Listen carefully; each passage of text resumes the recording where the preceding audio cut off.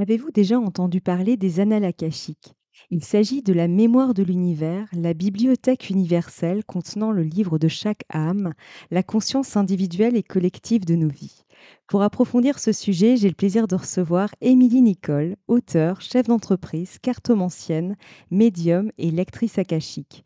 Dans son ouvrage À la découverte des annales akashiques, paru aux éditions Guitre et Daniel, elle nous emmène dans le dédale de nos vies antérieures grâce aux récits de lecture akashiques qui l'ont particulièrement marquée. Chacune éclaire les parallèles surprenants qui peuvent exister entre nos vies actuelles et nos vies passées. Chacune vient révéler les potentialités que nous pouvons acquérir au cours de notre cycle d'incarnation, mais aussi les raisons cachées de nos problématiques actuelles. Peur de l'abandon, du rejet, manque de confiance en soi, difficulté à lâcher prise, problèmes physiques. Au fil des pages, ces lectures entreront en résonance avec votre expérience et vous y trouverez des clés pour dépasser vos propres blocages et pensées limitantes. Bonjour Émilie et merci d'avoir accepté mon invitation. Bonjour Sophie, mais écoute, je suis ravie vraiment d'être là. Ça fait longtemps que j'avais pas fait de podcast et de le faire avec toi, c'est chouette pour moi, Ah vraiment. bah c'est chouette, moi aussi. Plaisir partagé en tout cas. Et courant 2020, tu as expérimenté un véritable Bing Bang spirituel.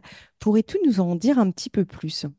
Alors, moi, je côtoie le monde subtil depuis que je suis enfant, tout petit. Je faisais notamment, j'ai une vie de famille, une enfance familiale qui était très compliqué avec des parents qui n'auraient pas dû être parents, mais bon, c'est comme ça. Et donc, j'avais trouvé pour me protéger de faire des sorties astrales que j'arrivais à piloter, ce qui n'est pas toujours le cas aujourd'hui.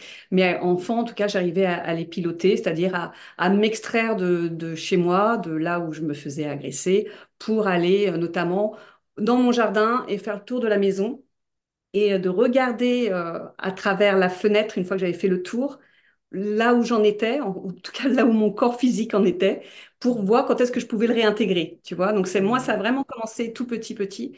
Et, euh, et j'ai des traces sur mon journal intime que j'étais... En fait, j'ai 2 ans d'avance, donc je savais écrire à 5 ans et j'avais un journal intime et où je marque que j'ai des voix dans ma tête, etc., etc. Euh, et à la suite, à l'adolescence, j'ai commencé à faire du Ouija. Je l'explique assez souvent cette histoire-là parce que pour bien aussi dire que le Ouija, c'est pas quelque chose de anodin. J'ai fait du Ouija avec mes cousins. On a appelé tous les esprits de la Terre et je pense que dans les esprits de la Terre, il y en avait qui n'étaient pas pour moi. Et je me suis coltiné une entité pendant assez longtemps qui avait tellement de force, qui avait le pouvoir de déplacer des objets chez moi. Ce qui m'a fait très peur. Surtout que, bah, comme beaucoup, hein, quand on est dans la spiritualité enfant, on n'en parle pas. Donc, je vivais avec ça. Et donc, du coup, j'ai coupé tout. Et j'ai cheminé énormément professionnellement. J'ai eu toujours beaucoup d'activités professionnelles. J'avais besoin de prouver que j'avais de la valeur, même si on a essayé de me briser depuis enfant. Et au Covid, mais comme énormément de personnes, eh bien, on te coupe les vannes de professionnels. Donc, moi, j'étais chef d'entreprise, j'avais mes structures. Et donc, quand on a coupé les vannes, eh bien, bah, comme tous, hein, on s'est retrouvés face à soi. Et surtout, j'ai fait pris soin de baisser tout ce qui était journaux télévisés pour pas que ça soit baigné dans ce milieu anxiogène. Et donc, j'étais avec moi-même. Et à ce moment-là, sont revenues toutes mes sensations, certaines puissance 1000, d'autres un peu moins, mais voilà, c'est comme ça que c'est arrivé, où je captais sur tout le monde, j'entendais des choses qu'on n'entendait pas, j'avais des manifestations chez moi, j'avais des entités qui revenaient à moi. Alors, entre la petite enfance et là, elles revenaient de temps en temps, mais là, c'était assez dingue. Et j'ai embarqué mon mari là-dessus, qui a eu, lui, pour la première fois, un éveil spirituel 15 jours après le mien, et qui voyait ce que je voyais. Et ça, c'était chouette, parce que le Covid, on pouvait être isolés, et nous, on vivait quelque chose de magnifique à deux, en plus. Donc, voilà, c'était bien. Ouais, c'est une belle expérience, ouais. Et tu as écrit À la découverte des annales akashiques paru aux éditions Guitre et Daniel. Comment tu définirais les annales akashiques? C'est quoi concrètement? Alors, déjà, c'est quelque chose qui existe depuis la nuit des temps, c'est-à-dire que depuis que le monde existe, les plans existent, il y a les annales akashiques.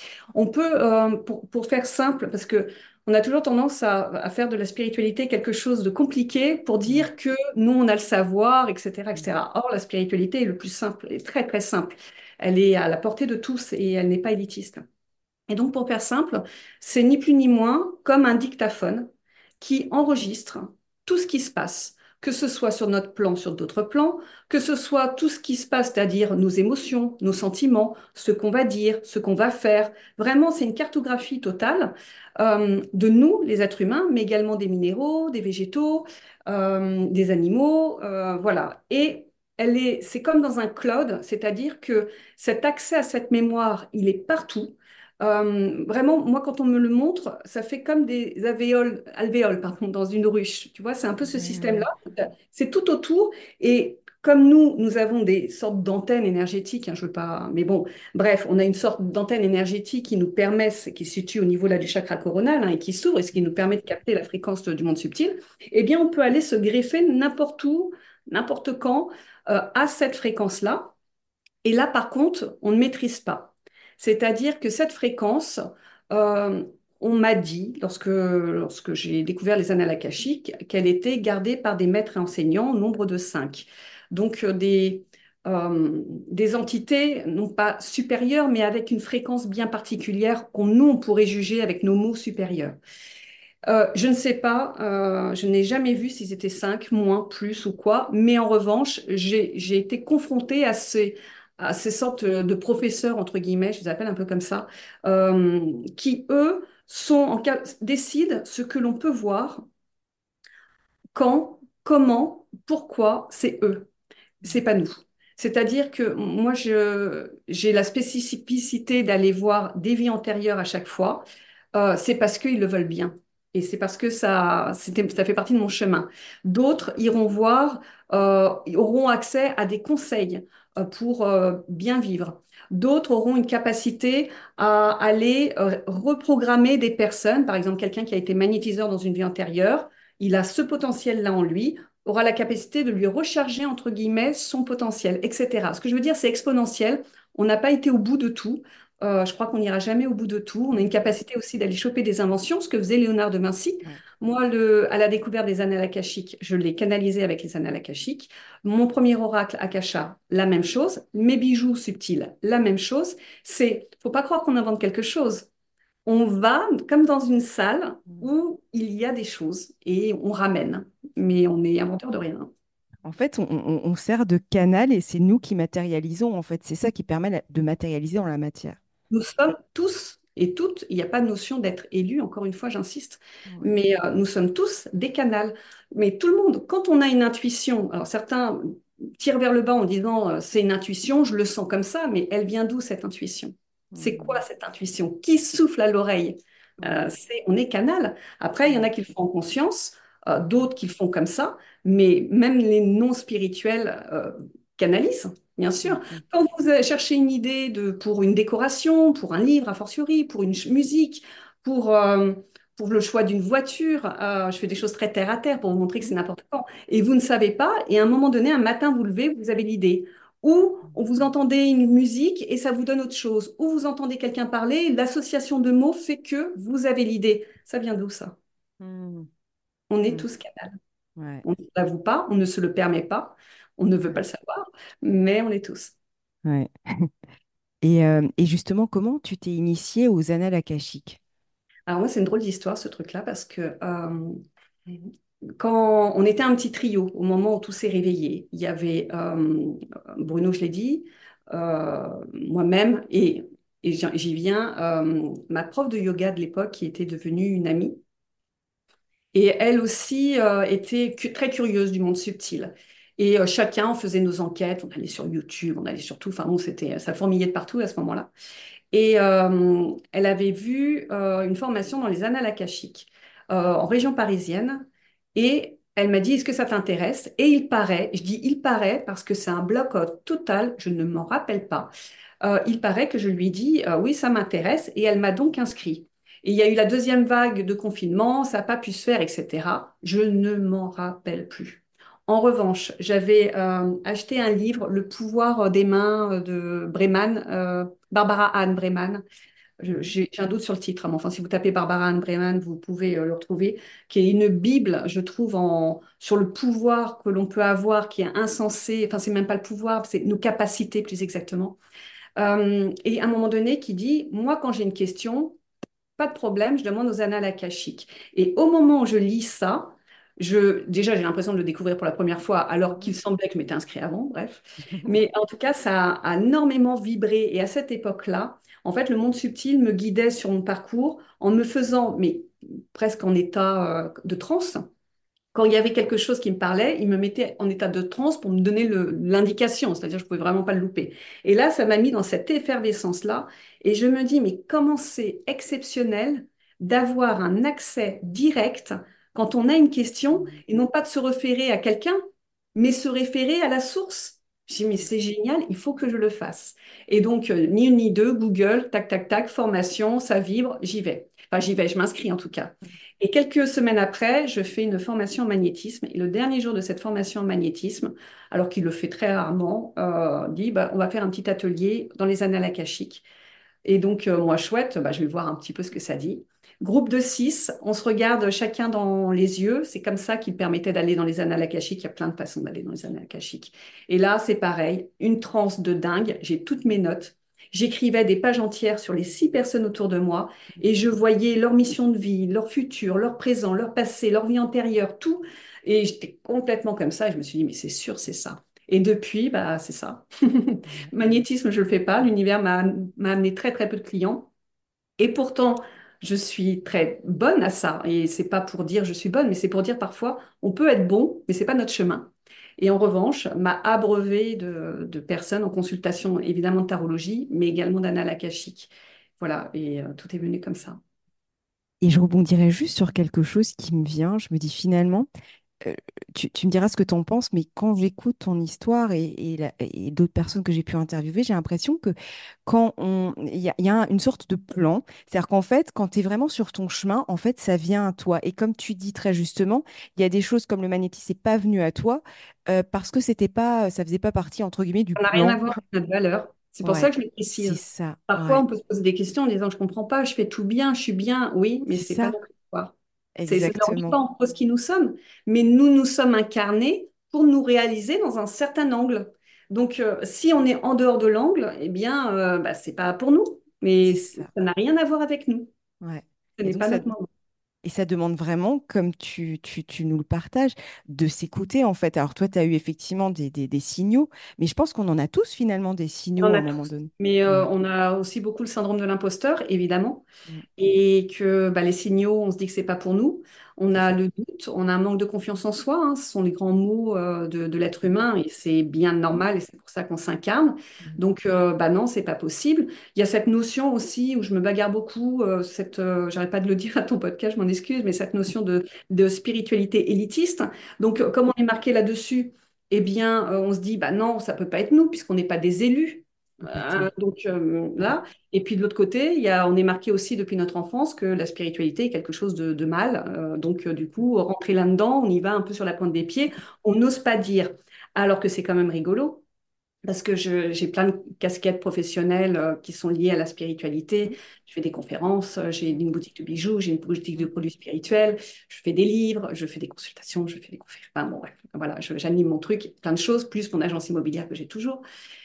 Et dans tout mon parcours, je rencontre que des personnes qui ont des postes différents et qui sont dans la spiritualité. La dernière en date, c'est mon avocate, qui est spécialisée dans le droit des marques, qui est sur mon compte à fond. Mm. On ne pense pas.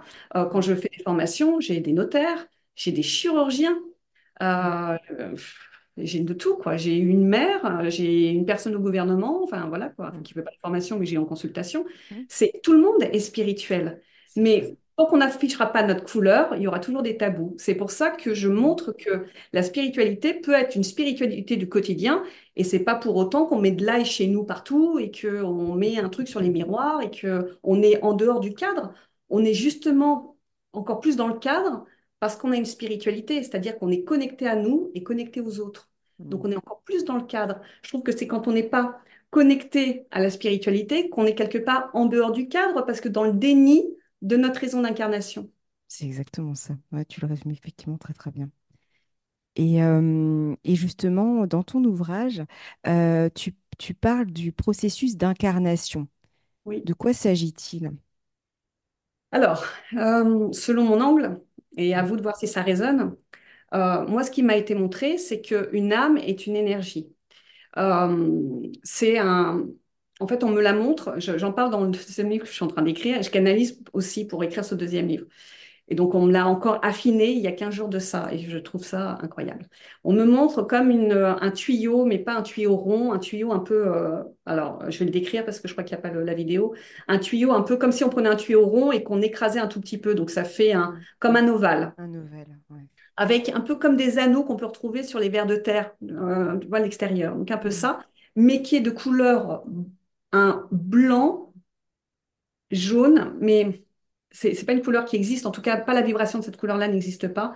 C'est comme si il était un blanc froid, comme on peut voir, Ouais. tu sais, quand tu changes les ampoules, tu as blanc ou jaune, eh bien, c'est un blanc froid, mais qui est éclatant comme un jaune. C'est très particulier. Donc, bref, je vais pas m'étendre là-dessus, c'est ça. Et donc, cette âme-là, elle a besoin d'informations pour pouvoir se développer, se cheminer. Et cette âme, les informations, elle les a par nos incarnations, sur ce plan, sur d'autres plans, hein. Mais je parle de ce plan-là parce que c'est celui, évidemment, que je connais le mieux puisque j'y suis. Et donc, elle va se générer des excroissances, donc des petits tubes qui sont par le dessous de ce tuyau-là, et qui sont donc nous et d'autres, cette énergie se matérialise en nous. Donc Ouais. ça enlève déjà une notion de syndrome de l'imposteur, c'est-à-dire à la question est-ce qu'on est spirituel ou pas, étant donné que je suis une excroissance de mon âme, je suis une énergie, par définition, je suis spirituelle. Donc il n'y a pas de Mm. débat. Mm. D'accord? Ensuite, est-ce que moi-même, je suis l'âme entière? Non. Je suis une partie de cette âme qui a donc un but, puisque pourquoi on fait ça? C'est parce qu'on a un but d'apporter telle ou telle information. Et par exemple, un exemple que je cite souvent, mais qui est bien porteur, et je vais citer le mien, je me suis incarnée dans une famille destructrice parce Mm. que j'avais la réalisation la résilience, pardon, à travailler. Il m'aurait incarné dans une famille avec plein d'amour, je n'aurais pas travaillé la résilience. Bien J'aurais eu sûr. mes bases. Donc, Mm. quand je dis il, c'est mon âme. Donc, quelque part, c'est une partie de moi. Mais je dis bien c'est une partie de moi parce que consciemment, je pense que si on m'avait dit, Émilie, tu vas aller dans une famille où tu vas te faire fracasser dès le ventre de ta mère, je ne crois pas que je me serais intégrée, hein, d'accord? Ouais. Ouais. Voilà, je l'ai malgré tout quand même choisi. Et donc, ce qui est assez intéressant, c'est qu'on vit et puis on essaye d'acquérir au mieux qu'il se peut ces fameuses fonctionnalités, ces pensées limitantes, hein, le syndrome de l'imposteur, je l'ai cité, Mm. dépasser ses peurs, la confiance en soi, l'estime de soi, il y en a plein d'autres, hein, mais Mm. voilà, pour en donner un bref exemple. Et donc, on va nous faire vivre des situations pour qu'on puisse les travailler et acquérir ces fameuses potentialités qu'on remonte, mais c'est des échanges qu'il y a en permanence, hein, qu'on remonte à cette âme et cette âme nous descend de l'énergie aussi pour nous nettoyer. Le monde subtil vient autour de nous, des anges, des guides, des archanges, etc., etc., pour nous penser nos plaies, nous susurrer à l'oreille, etc., pour continuer à avancer. Après, on n'a pas une obligation de résultat. On fait ce qu'on peut, parce que l'incarnation, elle est dure parfois, hein, et Ouais. que on avance comme on peut, et ça a de l'importance évidemment pour nous, parce qu'on veut faire au mieux.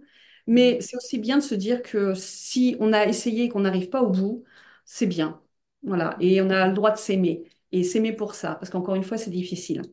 Après, peu importe, l'âme va s'incarner encore et encore. Et elle est même toujours en train de s'incarner parce que bah, il y a plusieurs incarnations de notre âme sur le même plan en même temps.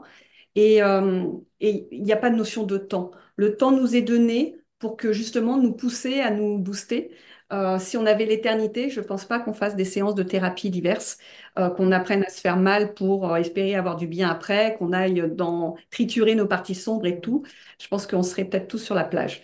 Donc, ils nous mettent une temporalité pour qu'on se dise, oh, vite, allez, avant que je meure, eh bien, il faut que je sois heureuse absolument. Et ce qui est rigolo, c'est qu'on fait tous un parcours en se disant, il faut que je sois heureuse, il faut que je sois heureuse, il faut que je sois heureuse.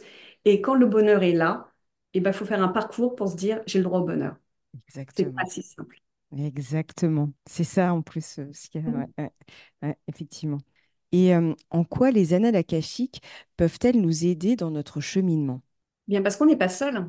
C'est ça C'est qui est ça, génial. C'est-à-dire qu'à c'est partir ça. du moment où on comprend que notre raison d'incarnation, et surtout qu'on est incarné, Et que, parce que nous, évidemment, les règles du jeu, on ne les connaît pas, ils nous les ont oubliées. Ensuite, on ne sait pas la raison de notre incarnation, on ne sait pas qu'on est aidé, bien que jusqu'à l'âge de 7 ans, en général, c'est ce qu'on dit, à l'âge de 7 ans, on est hyper connecté, on n'est pas seul, mais on le voit, on le sait. Et puis à 7 ans, et je le vois notamment avec ma fille, ma deuxième, qui était connectée, et à 7 ans, ses facultés se sont un peu altérées.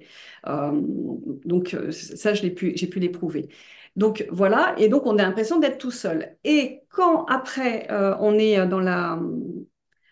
qu'on est en conscience de ce monde spirituel, qu'on comprend qu'il y a une raison d'incarnation. Je ne parle pas si est-ce qu'elle est juste, pas juste, c'est pas la question du débat. Nous, ça nous sonnera toujours pas juste, mais au niveau de l'échelle de l'âme, il n'y a pas de notion, tout ça c'est un peu du fake, c'est-à-dire que c'est construit. Donc il n'y a pas de notion de se dire c'est juste, pas juste. Une fois qu'on meurt, on meurt, hein. Donc on Mm. bascule et on est sur autre chose. Il n'y a pas cette relation qu'on peut avoir sur les drames, nous, qu'on vit et qu'on a raison de vivre mal, hein. Mm. Évidemment, on prend toujours cet exemple, mais perdre un enfant, on ne va pas expliquer à quelqu'un qui a une raison de perdre son enfant et une justice au niveau de l'évolution de l'âme. Mm. Il n'y a pas de plus horrible. Enfin, moi, à mon niveau, je trouve que c'est dans le summum de tout, il n'y a pas plus horrible. Mm. Donc, il y a pas à dire ça. Enfin, je trouve ça complètement déplacé. Maintenant, quand on se prend dans l'angle de l'échelle de l'âme, eh bien, oui, peut-être que cette douleur peut contribuer à travailler la résilience, peut Mm. contribuer à travailler cette notion de se réaliser malgré tout, ça peut, voilà. Mais sur ce qu'on vit, parfois, c'est tous ces discours là, un peu moralisateurs, comme je suis en train de faire, de se dire, Mm. ouais, elle est mignonne, mais quand on est dans la galère, on est dans la galère. Oui, Bien je sûr. comprends. Quand on est dans Mm. la galère, on est dans la galère. Mm. Mais quand on sait qu'il y a des guides, il y a des qui sont près de nous tout le temps, qu'on a la possibilité d'avoir un conseil, et c'est à ça que ça sert pour répondre à ta question, les annales Ouais. akashiques. C'est-à-dire que quand on est en panne, quand on ne sait pas, on peut aller interroger les annales akashiques et ils vont nous montrer soit une vie antérieure qui est bloquante, par exemple, une femme c'est du vécu, hein, une femme qui, dans une vie antérieure, était dans l'ombre de son mari. Ça, c'est un truc que vous pouvez retrouver dans mon livre, qui écrivait les textes politiques de son mari. Mm. Et son mari la cadenassait pour que la lumière soit sur lui et pas sur elle, donc la femme de l'ombre, lui faisait vivre un enfer, la séquestrait de plus en plus, elle étouffait de plus en plus, et à la fin, elle s'est cassé la main exprès pour ne plus écrire, et elle s'est fait une promesse à elle-même en disant, ça ne sert à rien de briller parce que ça t'attire des ennuis. Elle s'est fait une promesse à elle-même, tu ne brilleras plus jamais. Eh bien, cette femme, dans cette vie actuelle, était scellée par cette promesse-là, faisait des études d'avocat, n'arrivait pas à trouver, à avoir son diplôme, trouver un job, parce que bah, elle ventilait cette notion-là de je ne peux pas réussir, je n'en ai pas le droit. Elle passait tous les entretiens du monde, elle excelle en plus, hein, mais cette vibration qu'elle a sans sa conscience, hein, qu'on soit bien clair, Bien hein, elle se sûr. dit pas je passe des entretiens mais je vais pas les réussir. Elle donnait le maximum, ça ne fonctionnait jamais. Elle avait un partenaire qui la cassait en permanence. Parce que l'univers, à ce moment-là, nous fait revivre à peu près les mêmes situations, les mêmes schémas, pour nous baigner dans cette blessure, pour qu'on arrive à se trouver les ressources pour. C'est comme ça que ça se passe. Et encore une fois, il n'y a pas de notion est-ce que c'est juste, pas juste, mais c'est comme ça que ça se passe. Mm. Et donc, elle avait fait toutes les thérapies du monde et ça n'avançait pas. Parce que, en fait, c'est pas que les thérapies ne lui servaient à rien, c'est que ça servait forcément, ça l'a fait avancer. Mais on ne regardait pas dans le bon angle de la pièce. Et donc, le fait de faire une consultation d'anal akashique, je précise que quand je fais des consultations d'anal akashique, j'ai que le nom et le prénom. Je ne sais pas pourquoi la personne m'appelle. Et c'est moi qui vais leur dire, voilà la vie antérieure qu'on m'a montrée, qu'est-ce que ça vous dit? Et donc, la vie antérieure qu'on m'a montrée, je vous l'ai décrite juste avant avec cette histoire de main cassée. Et donc, la personne me dit, ben oui, c'est exactement mon problème. C'est-à-dire que j'ai beau faire, je suis brillante, j'ai beau faire tout ce que je veux, ça ne va pas au bout. Et le fait de le savoir, le fait de le conscientiser, eh bien, ça disparaît. Elle s'est fait embaucher. Elle a même fait 2 jobs depuis, parce que au premier, elle s'est même rebellée parce que ce n'était pas les conditions qu'on lui avait dit, qu'elle n'aurait jamais rebellé, serait jamais rebellée avant, puisqu'elle n'avait pas le droit d'exister. Et Bien donc, sûr. elle a pris un autre poste, beaucoup plus ambitieux, etc. Et elle a une soif de réussite. Maintenant, elle est débloquée de chez débloquée. Donc, ça peut être un premier point des annales akashiques. Deuxième point des annales akashiques, juste vous donner des conseils. Par exemple, quand j'avais fait une consultation, parce que moi, maintenant, je fais plus de consultations. Je fais des conférences où j'ouvre les annales akashiques sur des salles de 300 à 400 personnes en même temps. Mais les consultations, j'en fais quand je peux. Il y a une liste d'attente. J'ai 10 000 personnes sur la liste d'attente. Je pioche dedans. Voilà, donc, pour vous expliquer. Donc, je ne suis pas en train de vendre quelque chose. Je suis en train d'expliquer ce que ça peut vous servir. Soit à quoi ça peut vous servir. Et donc, quand j'ai fait ma formation en annales akashiques, ils ne faisaient pas ce système-là. Là. C'est-à-dire que moi, c'est venu à moi cette histoire de je veux juste le nom et le prénom et je regarde ce que le monde subtil a à me dire. Je trouve ça très intéressant parce que nous, on va prendre rendez-vous et on va dire, voilà, j'ai ça à ma conscience qui me pose problème. Mais toute la partie cachée, tout ce qui nous pilote dans l'inconscient qui est dû aux vies antérieures, on ne le sait pas. Et en l'occurrence, Exactement. cette femme-là, c'est pas pour ça qu'elle m'a appelée. C'est pas pour ça. Mais quand je lui ai dit, elle m'a dit, c'est incroyable. Et ça lui a libéré. Mais elle ne se serait pas autorisée à aller consulter pour être puissante, puisque de toute façon, il y avait son serment qui était sur elle et qui la posait. C'est ça, je trouve ça intéressant de ce processus-là. Voilà. Et Mm. donc, c'est pour ça que je mis en avant que c'était possible de faire des annales akashiques comme ça. Et je sais maintenant qu'on peut en trouver des thérapeutes qui font comme ça. Donc ça, c'est chouette. Pour en venir à ce que je disais, pour conclure, c'est qu'il y a aussi une possibilité de faire des consultations d'annales akashiques. Vous posez une question et on canalise et on donne la réponse. Et donc, lors de la formation, j'avais la personne qui assistait le formateur qui me disait pourquoi j'ai mal aux pieds, parce qu'elle boitait. Et en fait, il m'avait dit, et c'est tout en symbolique, hein, les annales akashiques, c'est pour ça que parfois on ne comprend pas le message, mais ça vient après. En fait, il me montrait une plage et il me montrait qu'il fallait qu'elle fasse des empreintes fortes. Donc, on montrait un pied, en fait, on montrait pas le pied, mais on montrait l'empreinte qui était très, très, vous savez, quand le sable est mouillé et que ça appuie. Donc, on me montrait comme ça. Et en fait, elle me disait, elle marche sur la pointe des pieds pour ne pas laisser de traces dans la vie. On lui a foulé sa cheville pour qu'elle appuie davantage son pied et qu'elle prenne conscience qu'il fallait qu'elle laisse des marques. Voilà, c'était le message que j'avais eu, qui correspondait tout à fait à ce qu'elle était, parce que c'était quelqu'un de très, très caché. Mm. Mm. Ça peut être ça aussi, les annales akashiques. Ça peut être, je l'ai dit, une réintégration des potentialités qu'on a eues dans des vies antérieures, mais c'est eux qui disent. Ouais, donc en fait, ça part finalement de l'information que tu leur transmets. De là, il se passe une résonance par rapport à leur vie actuelle, en fait, Ah ouais. les Et consultants. Mm. parfois c'est des mots. Moi, je sais que la voix que j'ai quand je fais les consultations n'est pas ma voix. La façon dont j'écris d'ailleurs n'est pas mon écriture. Des mots que j'emploie parfois que je ne sais même pas ce que ça veut dire. C'est-à-dire que, mais ça résonne pour la personne, même si elle ne le sait pas, ça résonne et ça vibre. D'ailleurs, souvent, des personnes qui lisent mon bouquin me disent, mais je sens le chakra coronal qui s'ouvre, je sens le troisième œil, je vibre, ou alors qui posent le livre en disant, je peux pas, parce que ça vibre, ça parle. On est énergie, hein. Mm. L'écriture est une énergie, la parole en est une autre. Chaque mot est une énergie, ça vibre. Mm. Mm. Et c'est vrai que je rebondirais par rapport à ton ouvrage. Tu partages au lecteur bah, justement les principales pensées limitantes à travers des canalisations que tu as eues lors des consultations. Et comme tu partageais effectivement l'histoire de Sandra et la femme de l'ombre, il y avait aussi Florence et le tyran. Mais finalement, moi, en lisant ton ouvrage, quand tu lis les témoignages, en fait, ça vient forcément en résonance aussi avec sa propre histoire, même si, en fait, on n'a sans doute pas vécu la même histoire que cette personne que la consulte. Et sans doute que si, quand même. Sans Ouais, doute que si. Pourquoi? Parce que des vies antérieures, on en a 100, on en a 1000, on en a deux ouais, mille. On ne sait pas combien on en a. On peut demander, ils peuvent nous le dire ou pas. Mais forcément, puisqu'on doit passer par toutes les palettes, ben eh oui. bien, à un moment donné, tu as eu cet angle-là.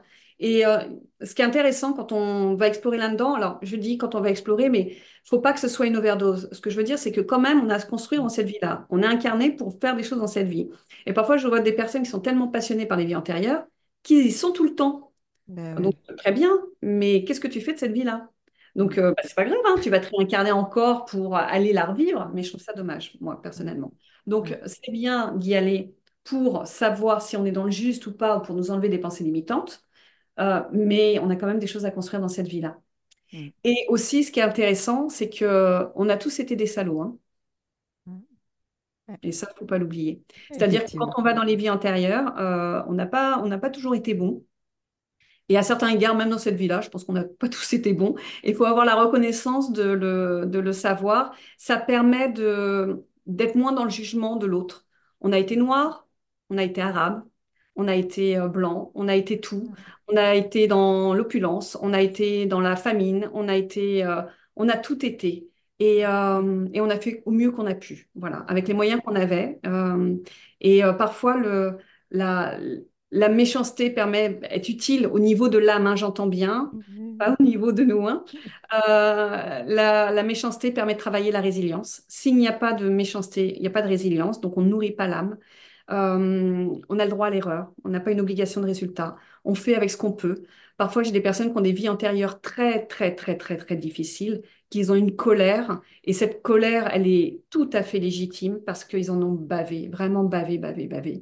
Et que cette colère, ils l'expriment en se disant, mais si j'ai souffert moi, pourquoi les autres ne souffriraient pas? Je ne dis pas que le cheminement est bon, hein, Non, mais non. je dis que quand on regarde extérieurement, on peut l'intégrer. Et pas Mm. excuser, hein, mais on Non, peut non. l'intégrer. Après, à nous de faire en sorte, enfin, quand je les ai en consultation, de faire en sorte que, que cette colère, elle serve à eux-mêmes à se transformer, à se réaliser. C'est-à-dire que ce vecteur d'énergie de la colère, qui peut être très intéressant à certains égards, ils s'en servent pour faire un combustible à la réussite. Mm. J'ai eu un exemple de consultation, je crois que j'en ai jamais parlé de ça, d'une personne que je voyais dans un camp de concentration, qui était capot, mais capot, en fait, c'est un homme et de mémoire, il mangeait pas à sa faim et il s'est enrôlé là-dedans parce que bah, justement, il donnait à manger. Et c'était le plus exécrable de tous. Enfin, j'ai vu des choses vraiment horribles. Il tapait les gens, enfin, je ne vais pas rentrer trop dans les détails, mais il tapait les gens par terre pour rien. Il les finissait. Enfin, c'était horrible. Une personne, j'ai vraiment eu du mal, même si je sais que c'est une vie antérieure, j'ai vraiment eu du mal à faire cette consultation après. Cette personne a un métier dans le social, dans la vie actuelle, hein.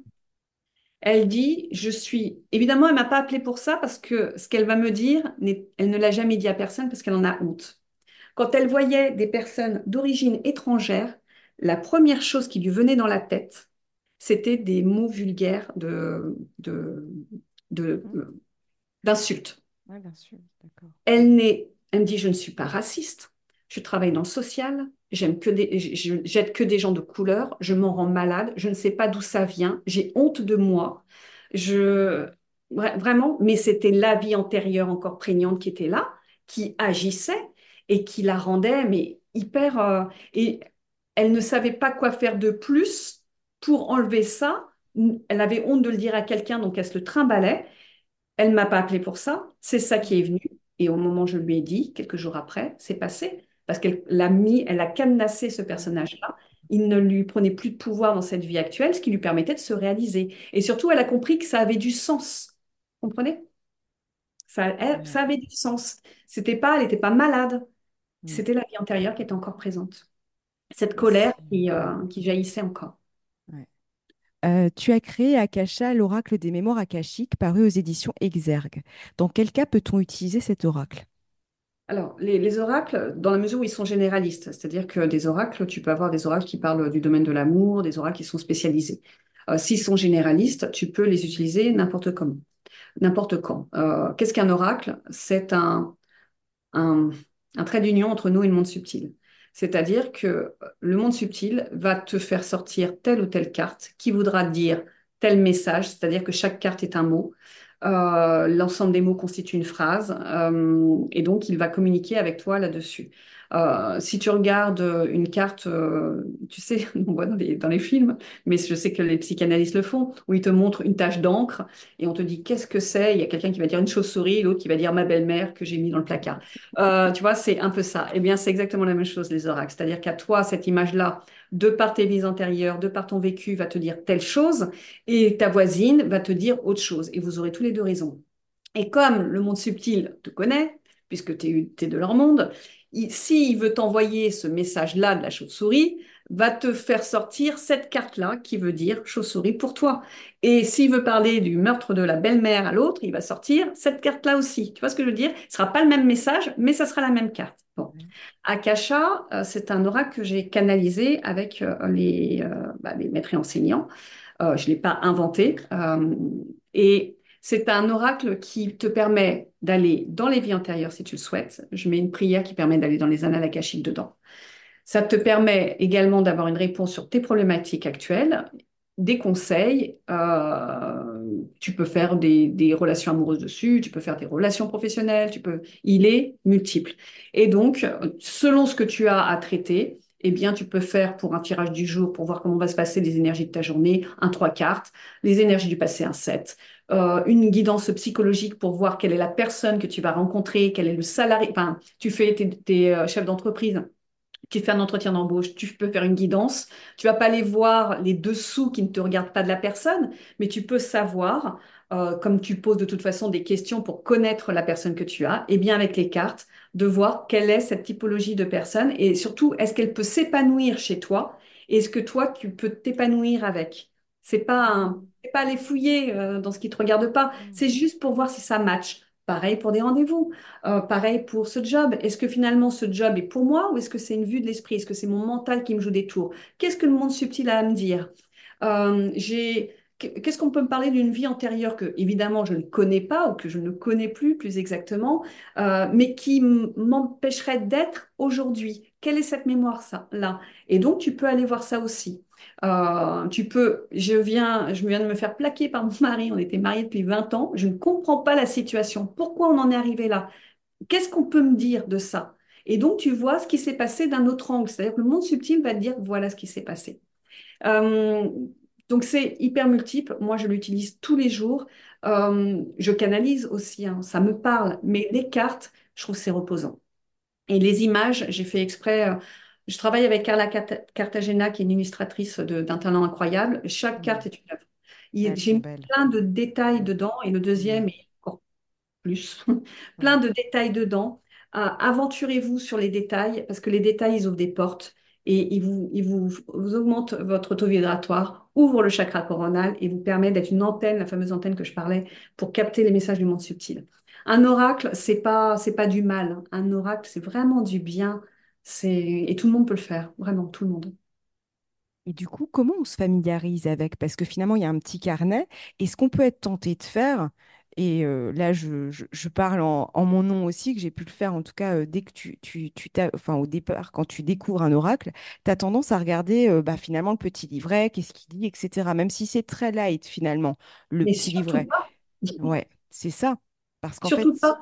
Pour moi, le meilleur des oracles, c'est un oracle où il n'y a rien marqué dessus. C'est-à-dire que, par exemple, si je prends mon oracle, là, j'ai la carte la persévérance. Donc, il y a marqué la persévérance. Forcément, parce que j'ai marqué la persévérance, la personne va se dire, ah, donc la persévérance, qu'est-ce que je peux dire de la persévérance? Mais quand on regarde le dessin, on voit une vague qui ressemble aussi d'ailleurs à une chevelure. On voit un bateau, on voit des fleurs. Qu'est-ce que ça dit, ça? Et c'est ça qui est important. ouais. C'est-à-dire que la première chose, que ce soit mon oracle ou les autres, hein, quand vous prenez un oracle, prenez les cartes une par une sans regarder le livret. Qu'est-ce que ça vous dit à vous? Et vous tournez toutes les cartes. Qu'est-ce que ça me dit? Qu'est-ce que ça me dit? Qu'est-ce que ça me dit? Et puis peut-être que lundi, ça vous dira que la carte de la persévérance, c'est une grosse galère et que vous n'aimez pas du tout cette carte. Et que le mardi, vous direz, ah, c'est génial parce que vous êtes dans une autre énergie et c'est tout à fait OK de changer.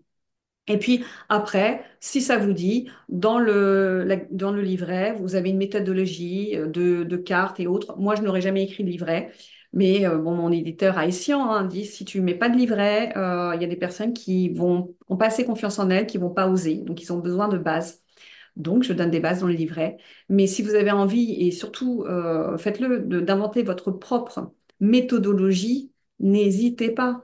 Celui qui a raison, c'est celui qui a les résultats qui correspondent à la guidance. Personne ne peut vous dire comment faire. Je trouve ça complètement dingue qu'on dise, c'est pas comme ça qu'il faut tirer les cartes. C'est pas comme ça, ton analyse, elle est pas bonne. Mais qu'est-ce que t'en sais? Allons voir ce qui se passe après et on va voir si c'est bon ou pas. Mm. Ça Ouais, n'appartient à personne, ça appartient à tout le monde. ouais. Ouais, et c'est là où tu nous montres finalement aussi bah, que la spiritualité, c'est simple en fait. Et C'est pas Oui, quelque chose de, oui. oui, De d'élitiste. rendre compliqué les choses permet de les monnayer. Ouais, ouais, Alors que, complètement. et qu'on soit bien clair, hein, moi je fais des formations, évidemment, elles sont payantes. Je fais des Mm. conférences pour ouvrir les annales akashiques, elles sont payantes. J'ai une boutique de spiritualité, c'est payant. J'ai des bijoux, c'est payant. Je ne dis pas que tout ce que je propose est Bien gratuit, sûr. mais à côté de ça, dans mon contenu Instagram, c'est-à-dire que même si une personne n'est pas du tout intéressée par le reste, n'a pas les moyens pour le reste, il peut aller avoir toute ma boîte de Pandore qui permet de se connecter au monde subtil de façon simple et c'est tout à fait OK. Et c'est la moindre des choses de dire que la spiritualité n'appartient à personne. Mm. Et vous êtes spirituel. Mm. Ouais. Donc c'est vraiment l'idée que je retiens par rapport aux oracles, c'est laisser venir en fait.